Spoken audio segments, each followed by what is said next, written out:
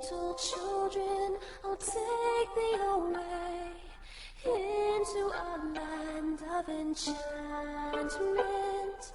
Come, little children, the time's come to play here in my garden of shadows.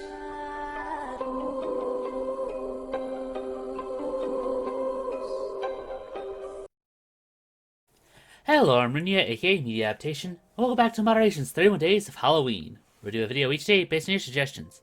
And today we got a bit of an odd topic, as a web series that got made into an actual cartoon.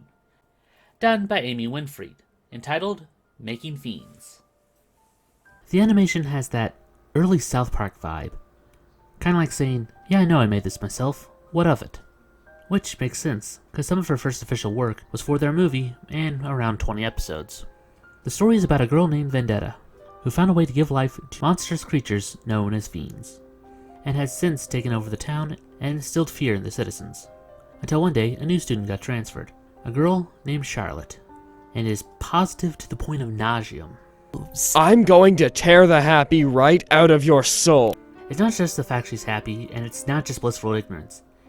It's full-blown Cloud 9, and for some reason she's gotten into her head that she and Vendetta are best friends. It's a rock. But it's no ordinary rock. It's a pretty rock with pretty speckles. Vendetta gave it to me. I threw it at you. And with her sickeningly sweet personality, she can counter almost all of her fiends with little more than hugs and candy. In 2009, she made a deal with Nickelodeon to make a full series and produce 18 episodes. Upping the animation budget and coming up with one of the most catchy intros I've seen in a while. Once there was a little girl, a girl who could make fiends. She kept the whole town terrified, the girl who could make fiends. Then there came another girl who wanted to be friends. Vendetta cannot stand her, so she plots her end. Making fiends, Vendetta's always making fiends while Charlotte makes friends. The original run of shorts were redone in the first few episodes, with no real problems except for one. In the show or tell video, they changed the design of Vendetta's fiend, from a monkey to a Lovecraftian horror, but Scarlet still refers to it as one. It's a minor hiccup, but there are more little changes for the fans. Dear Charlotte, that's me. Dear stupid girl, that's me. An interesting change actually comes to Charlotte. Before, she was the counterpoint to Vendetta, but as the series goes on, it becomes painfully clear that she is the same. They're both sociopaths who don't care about other people getting hurt as long as they get what they want. She just uses an opposite extreme. And this has mixed results when their goals overlap. One thing this version did better was expanding upon the side characters. In one episode, Vendetta makes a termite fiend variation, but it gets loose in her house. So she invites herself over to Marion. While Vendetta has never managed to hurt Charlotte physically, hanging out with Marion hurt her emotionally, which gave unintended consequences as she started to gain traits from both of them. Another character they expand upon was a kid named Marvin. The point was made, if Vendetta runs the town, then why does she still come to school? So she appoints Marvin as middle management, to enforce her will and defeat her fiends. He has some trouble at first, but Charlotte helps out, and of course there's nothing she wouldn't do to help her best friend. This was also the first episode where I really started questioning her sanity. Ooh, it's the last thing on the list. Number 27, Destroy Charlotte.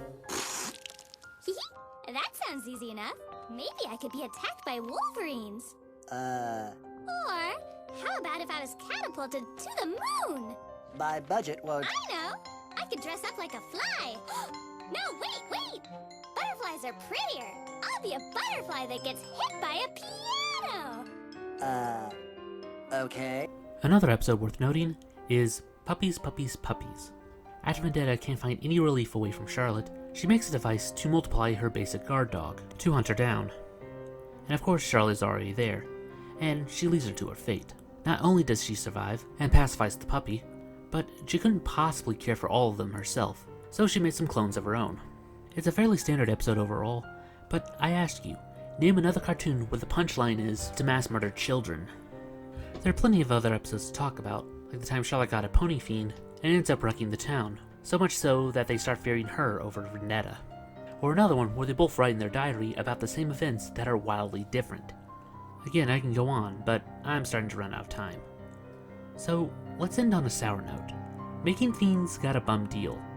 It seems that the management that ordered the cartoon got replaced before they finished production, and the new people didn't want anything to do with it, so they moved it over to Nicktoons, and sadly not a lot of people saw it. Nickelodeon still owns the rights to it, so she couldn't even make any more web episodes. But then again, she's now a director for BoJack Horseman, and still did a bunch of other web series. So, all's well that ends well, I guess. But that about does it for this video. If you have any topics for future projects, then feel free to post them down in the comments below. And while you're down there, why not like, and make sure you still subscribe to the channel. Still slowly recovering from the deletion. But anyway, I'll see you guys later.